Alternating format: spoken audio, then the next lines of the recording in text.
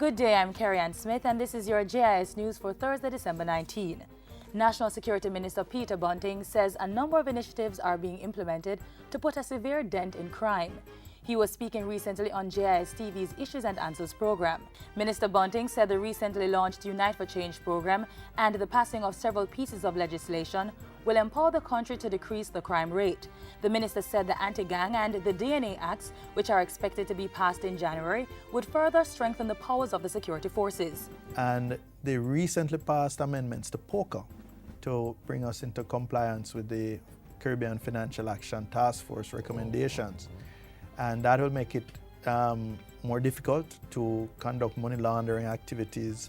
These laws will work in tandem with others, such as the successful Law Reform Fraudulent Special Provisions Act, more commonly known as the Anti-Lottery Scam Law.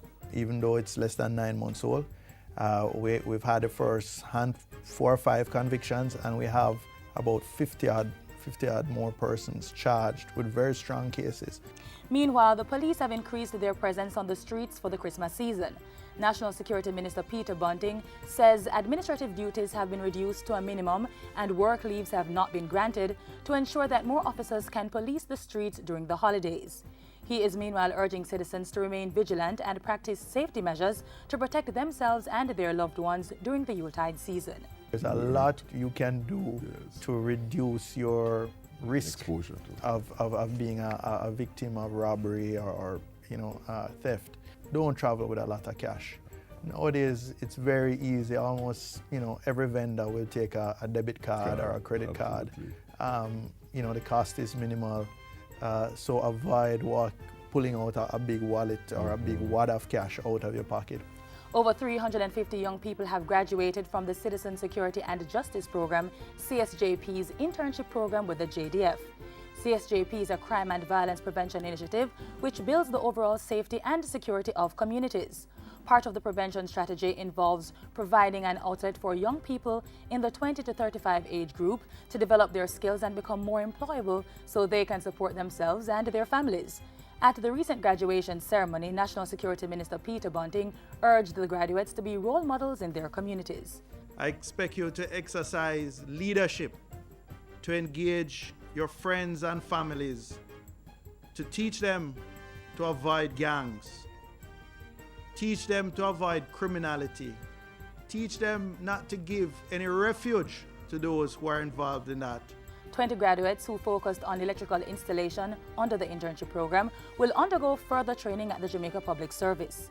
CSJP and the JDF are expected to begin training a new batch of interns in April 2014. Government remains committed to the care and protection of senior citizens and other vulnerable individuals. Labour and Social Security Minister Derek Kelly gave the reminder as he addressed patrons at a recent Christmas treat at the Vineyard Town Golden Age Home. We at the Ministry are pleased with the care being offered in this environment because it promotes and preserves the dignity and well-being of the persons that are here.